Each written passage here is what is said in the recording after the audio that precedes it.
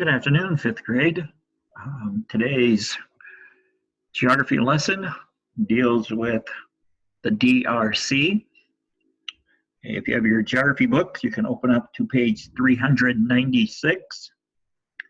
It covers pages 396 through page 400. Before we go to that, I'd like to review your countries with you. Hopefully you've been doing this each day of geography class, going through these 1 through 30. Did very well in the first 13 countries. So let's go through them a minute. Number 1 is Morocco. Number 2 is Algeria. Number 3, Tunisia. Number 4, Libya. Number 5, Egypt. Number 6 is Mauritania. Number 7, Mali.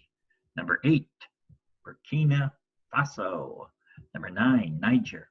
Number 10, Chad. Number 11, Sudan. 11B, South Sudan. Over here now. Number 12, Senegal. Number 13, tiny little country, the Gambia.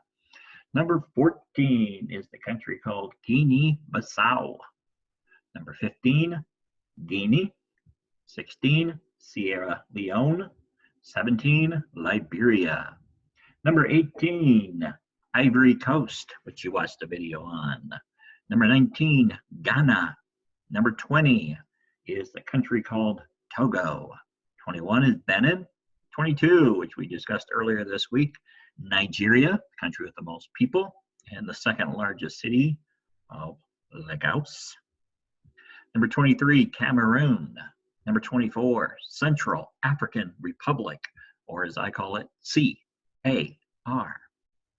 25, Democratic Republic of the Congo, or shortened DRC, and that's the country you'll read about on pages 396 to 400. Number 26 is the Congo. 27, Gabon. 28, this little area here, the color, Equatorial Guinea, with an island right there. 29, some islands there called Sao Tome and Principe.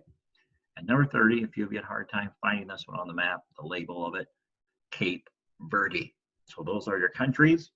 Of these countries, 6 of them are landlocked, which means no outlet to the sea. These obviously all touch the Mediterranean Sea, 1, 2, 3, 4, 5. 6 touches over here, and a lot of these touch this Atlantic Ocean. But there are 6 of them. Number 7, you see it doesn't touch anything. That would be a landlocked. Number 8, number 9, number 10, number 11B, and number 24. So those are your 6 landlocked countries not touching, mainly through here, 7, 8, 9, 10, and 11B and 24. Some facts on the country, as I mentioned, those are the 6 landlocked nations, and I went through them. You colored them already. The equator is a line that passes right through the center of Africa. If you have your book handy, you can look on page 369 to find the equator. It'll be a 0 going across the page, or east and west, right through Gabon, Congo Republic, DRC, which we're going to read today, Uganda, Kenya, and Somalia. There also is a prime meridian that goes north and south on your map. It's a 0 that goes up and down, okay? Can you find that on your map? It does go through Ghana and Algeria, the 0. Prime meridian, and that's going to get us our east and west hemispheres. We're studying the eastern hemisphere, but Africa is not totally in the east. Let's see if you can find that. 4 names given to the coastal areas of these nations. There are 4 of them there. You can see them. The Gold Coast, Ivory Coast, Grain Coast, and Slave Coast. Many of you know the history of a lot of African slaves being taken out for the slave coast. It was in this region. 5, Lagos, Nigeria is the 2nd largest city in all of Africa. Do you remember the largest? It's in Egypt. Cairo is the answer. Cairo, Egypt is the largest city of all Africa. Lagos is number 2. The DRC is bordered by 9 nations, more than any country in Africa. It is not a landlocked nation, not, and we'll show that when I get to the map of it. 2 other names for it. It became independent in 1960. Before that, it was called the Belgian Congo, ruled by a country called Belgium in Europe. And then when it did become independent, its first name was Zaire. And you'll see that on your pages in your book, and they're crossed out or even blotted out, and the initial DRC above it. Its capital city is Kinshasa, 3rd largest city in all of Africa. We mentioned Lagos and then Cairo are the 2 bigger. 2 rivers, and I'll show you those also on the map. Ubangi River and the Congo River make up the border on the western side.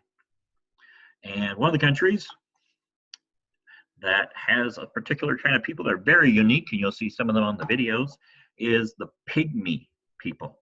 Very, very short people. And here is a slide of them. See them standing there. The white person in the back would be about the size of your father, about 6'1" probably.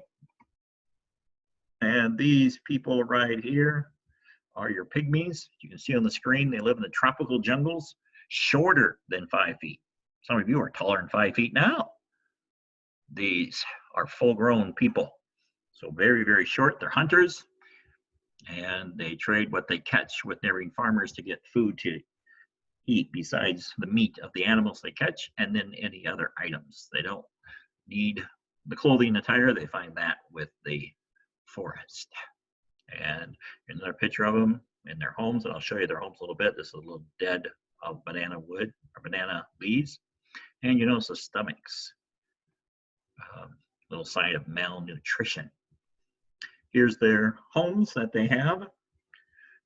Banana leaves. We'll show you a banana plant later on in the PowerPoint, but they'll get these banana leaves, put them down, and find some sticks to make a shelter so it holds up, and then they walk right in. They may bend over a little bit. Not very tall homes. Remember, they're less than 5 feet tall. Makes you thankful for your home, doesn't it? We use wood from trees as well, just not the leaves normally to make our homes. Okay, kinds of trees that are found, rubber trees, and you can see they can get rubber out of the tree, kind of like we do our maple trees. You get maple syrup, and that'll make a variety of rubber products. The banana plant, here's those big leaves that the pygmies use. And of course, the yummy bananas, picked when they're green so they can ripen by the time they get into our stores. Letter C, isn't that an interesting tree? The baobab tree. I call it the upside down tree because it looks like the crown of the tree is below the ground. And this is the roots sticking out, but it's not. This is the crown up here on the top. Very, very thick trunk. That's an African tree. Maybe you've seen some of them. The baobab. The oil palm trees, also in this region, especially Nigeria. And when you did your worksheet, you got to talk about the palm kernel.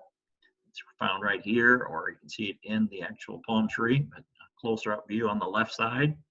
And of course, that kernel is used to make soap and oleomargarine. But a nice little grove of oil palm trees. And the acacia tree, a lot of seen on the savannas of Africa, giraffes and stuff like that around them. I call them the umbrella trees. Give a little shade to it. That looks like the opening up here on the top. So the acacia tree found throughout Africa. All right, now to the DRC on page 396. DRC is the 2nd largest country as far as land area. As you can see, only Algeria is larger. Pretty big country.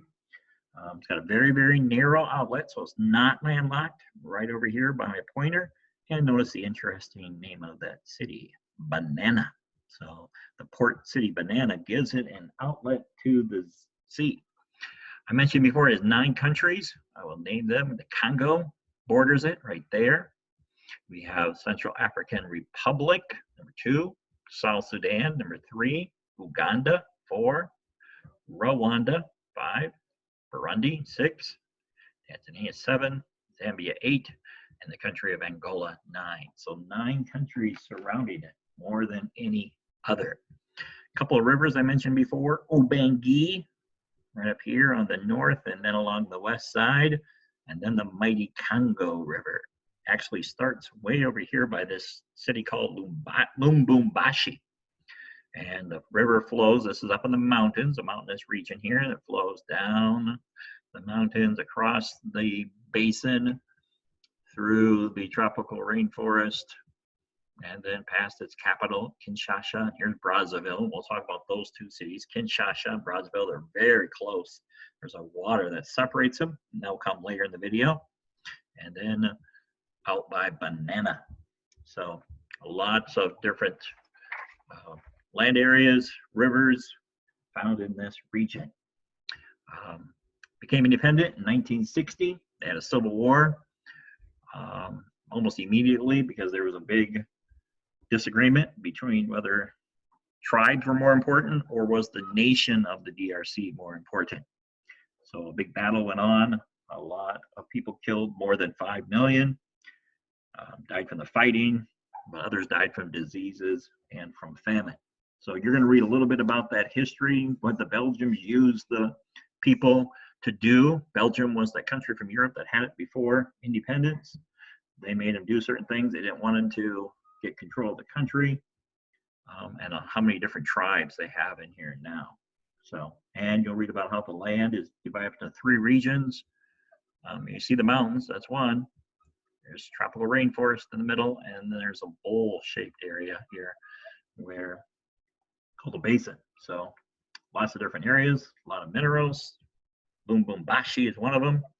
Cities where copper is mined, and they'll take that copper down that river. So the country of DRC, little Lake Kivu, some Lake Albert, so some waters on that side. One of the things after you get through the reading of the farms that they have and the crops that they grow, lots of different crops, is this creature, the tsetse fly. I thought it'd be good for you guys to see it. They live by feeding on the blood of vertebrate animals, especially cattle. And what does it do to us? If that fly bites a cow and then bites you, you get what's called a human sleeping sickness. What does that involve? Well, have trouble sleeping at night. Then you get confused as to what you're doing and who you are. Then you get paralyzed, can't move certain parts of your body. Eventually paralyze your heart, and you die. Look at the big, huge area that this tsetse fly covers in this region. How are they trying to control it? They are trying to control it with insecticides, trying to kill it. But a creature that God has created that can cause major problems. I think of today of the virus, coronavirus, and the problems it's creating for us. Transporting materials out of their country. Lubumbashi, if you remember, is down here. Okay, they want to get their stuff out while they try and go down the river. But on the Congo River, there is rapids. You can't take your boat over a rapid. So they built these spurs, very, very short. Like here's one from Kinshasa over to this little city. Here's one up here going across. A little one going up and down. Here's another little one. Another little one. Here's one. So lots of these railroad spurs to bypass the rapids. Earlier, before I showed you the 2 capitals, they're right next to each other. Kinshasa on this side, Brazzaville on that side. Kinshasa, the capital of DRC, Brazzaville, the capital of Congo Republic. Well, there's a little river that kind of forms a lake, and that lake is not called the Malibu Lake, but the Malibo Pool. Malibo Pool. It used to be called Stanley Pool after an explorer named Stanley, and it opens up, and interesting picture from space. So the Malibu Pool. If you put on your sheet Stanley Pool as well, you'll get extra credit. Major park that started long before they became independent is the Albert National Park. We have a lot of national parks in the United States. Think of Yellowstone National Park. being the most popular for us that has geysers. Well, their national park is home to animals. A lot of African national parks are animal reserves in which they protect wildlife. Two of those that they protect over on the left here is the mountain gorilla. They live here, but also in other mountainous countries in Central Africa, especially Rwanda. And it has this strange creature. It's called the okapi. Notice the design God has given to it. Looks very similar to zebra legs here at the end, or a zebra butt with the stripes. So also a nice brown, and then that stripes of the zebra. So the national park, it has these two, but it also has lions and elephants and giraffes and hippos, hyenas, lots of animals for you in that park. Finally, interesting mountain range, the Ruwenzori Mountains, as they're sometimes called, the mountains of the moon. Beautiful picture here of God's wonderful creation in Africa. Glaciers and snowfields up here on the top. Beautiful white contrast to the beautiful blue. So very beautiful areas. The Ruwenzori Mountains, or Mountains of the Moon. So just to review very quickly, name the longest river in the DRC, the Congo. What country has the most nations touching it? Yes, DRC. Do you remember how many? 9 of them. What are the other two names of the DRC? Well, before it became independent, Belgian Congo. Once it became independent, Zaire, and now the DRC. What's the capital city? Kinshasa, the third largest city in all of Africa. Major minerals mined in the DRC, 2 of them, cobalt.